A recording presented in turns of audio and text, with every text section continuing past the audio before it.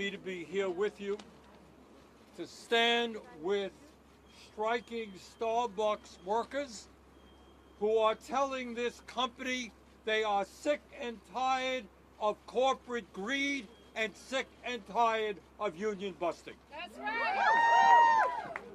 And what the mayor-elect just pointed out is that what is happening here on this picket line is happening all over this country. We are living in an economy where the people on top have never, ever had it so good. You got one man owning more wealth than the bottom 52% of American households. And while the CEOs make unbelievable salaries, 60% of our people in Vermont, in New York City, all over this country are living paycheck to paycheck, struggling to pay the rent, struggling to pay for health care, struggling to put food on the table. And what Zohran and I are dedicated to is creating a nation and an economy which works for all of us, not just the 1%.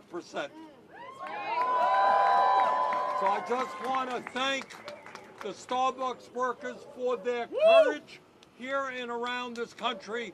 We are going to prevail. Thank you very much.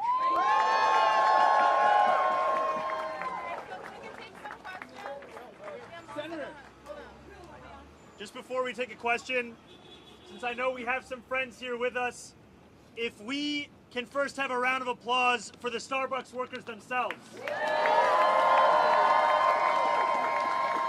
We have Kai Fritz on my left, Noor Hayat on my right, and we have so many workers who have inspired us every single day, and I just want to say thank you before we even start the Q&A portion of this.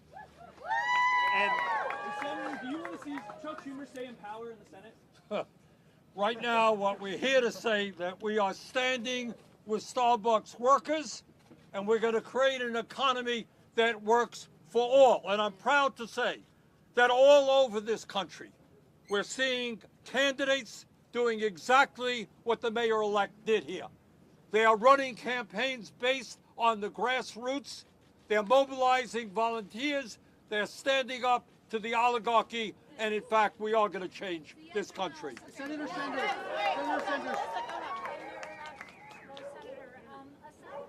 Regarding the allegations of union busting, can you be more specific about what maybe can be done to resolve that? Do you have a role in that as mayor-elect, as mayor, aside from protesting and picketing alongside these workers? And separately, I'd like to get your reaction, if possible, on the proposal within the city council to raise the city council's pay. so I'll go first question, and then we can go back to the second one. You know, as I was walking in, Bernadette was asking me, when am I going to stop attending protests and be the mayor?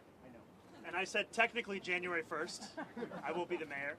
But I also want to make a point, because I think there's a through line in both of the questions, which is that when I become the mayor of this city, I'm going to continue to stand on picket lines with workers across the 5 boroughs.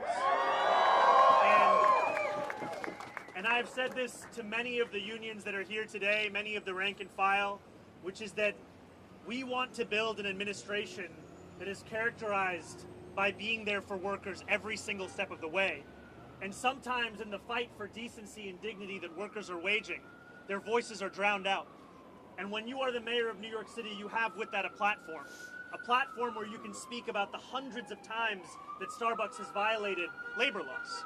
A platform where you can speak about the fact that, yes, we celebrate what DCWP was able to accomplish in the largest ever settlement that has been won in this city, $28 million, and also that we will continue to commit funding, both of a fiscal kind and also of our own sustained commitment in terms of the political will necessary to ensure that we hold these kinds of corporations accountable.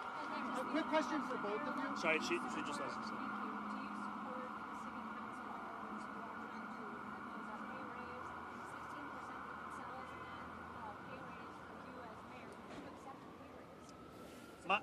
My focus is on the affordability agenda that I ran on. That's what I'm focused on delivering. But I look forward to speaking with the council about any of the issues they want to bring up.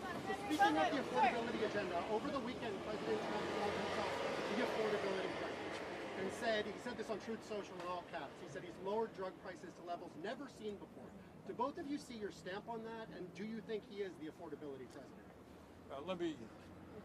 I will shock all of you in suggesting that the President of the United States is a pathological liar. He lies all of the time.